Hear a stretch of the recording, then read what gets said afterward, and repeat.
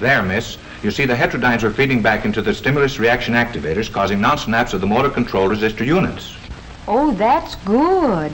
No, lady, that's bad. But your regenerative circuits are tuned asynchronously, and that causes concatenation in the intermediate amplifiers. Well, that's bad, isn't it? No, that's good. From now on, I don't think there'll be the slightest trouble with your robot. Your domestic problems are completely solved. Well, thank you very much. That's perfectly all right. And if there's anything else you want to know about your robot, don't hesitate to give us a ring. Good day.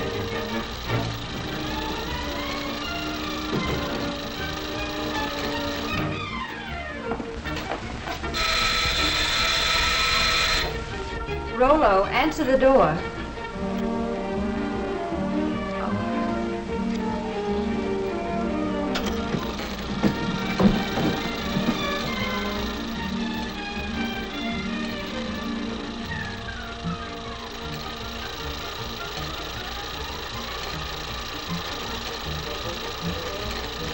Sign here.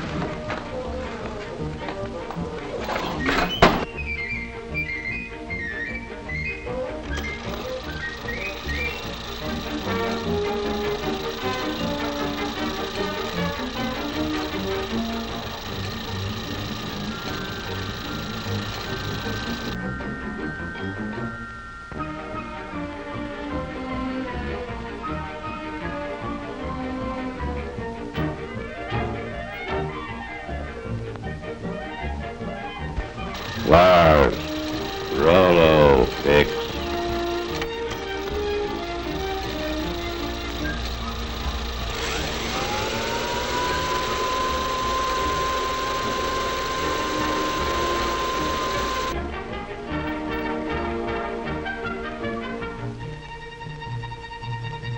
Yes, ma'am.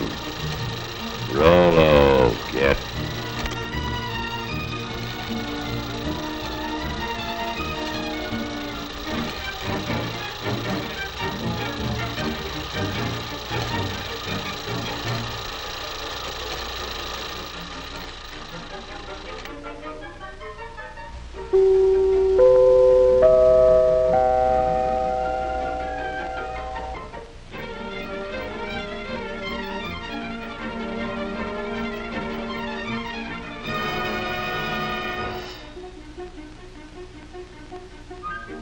Yes, Rollo the robot, the chromium-plated butler, is just a daydream after all. But not so Rollo's little brother and sister robots, the millions of small mechanical servants that never ask for afternoons off, the amazing machines and gadgets that almost seem to think for themselves. The tiny clockwork brains and heat regulators on our kitchen stoves apparently do almost everything except read the cookbook. Thinking machines like this keep golden brown slices of toast from turning into slabs of charcoal and keep the coffee hot until we're ready to start dunking. Then there's a tea kettle that's been trained never to boil dry. When the water is gone, the kettle simply pulls out its own attachment plug. And here's a gadget that ought to rate a bow from every dog in the country. A Fido feeder that never forgets when the pup is dining home alone and the rest of the family is dining out. What's more, it tells him when to come and get it. In offices and schoolrooms, too, robots have learned to turn on the lights. This little electric eye measures the amount of daylight coming in the windows. When the light level outside drops below the requirement for good visibility, this robot throws a switch, and the first bank of lights goes on. No robot machine has ever been accused of being absent-minded or careless at its work. Here, a robot that never sleeps nor winks, nor looks out the window, stands guard over the men who work at this giant press. As long as the robot can see the man, the press won't budge an inch, and that's mighty important on a big job like this. Did you ever hear of anyone getting his lap caught in an elevator door? That can't happen here, because as long as there's anything in the way, this door can't close. Step back, please. There's plenty of room in the rear of the car. All right, then, don't step back. Just take a deep breath and hang on to yourself. One little robot, for example, always remembers to serve drinks when it sees anyone walking around with a thirst.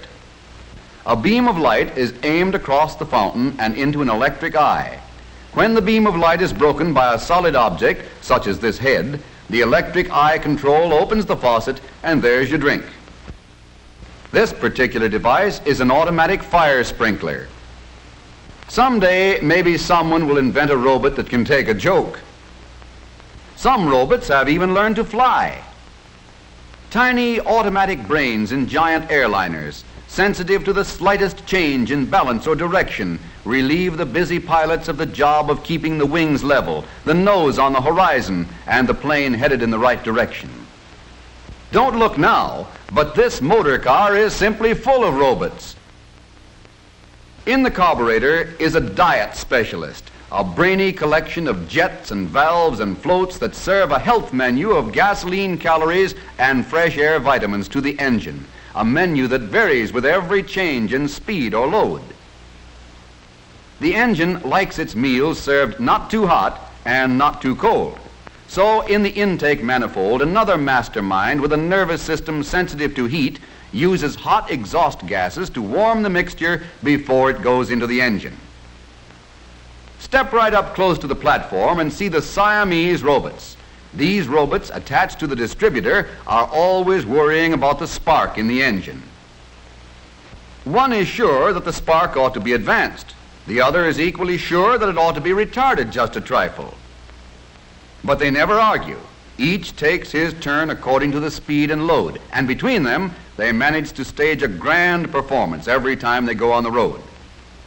One little robot, a very small but intelligent brain, sits up back of the engine in the voltage regulator and keeps close tabs on the generator to see that the generator makes enough current to keep the battery fully charged, but not too full. And still another deep thinker rides way up in front. Its job is to keep water from cooling off in the radiator until the engine is warmed up to a good working temperature. Then, in the vacuum power gear shift, there's a robot strongman who thrives on almost nothing at all. With a bit of a vacuum, this sturdy fellow can almost shift for himself if we'll just tell him what we want him to do. Robots have even taken up the art of dial twisting in our radios. All we need to do is push the button and listen. Driving wouldn't be half so much fun if we didn't have that phantom crew of intelligent robots to help us. Every day in our homes and offices, as well as in our motor cars, hundreds of these little robots are doing more things for us than we realize, taking care of the routine tasks and leaving us free to live and work and play in greater ease and comfort and safety.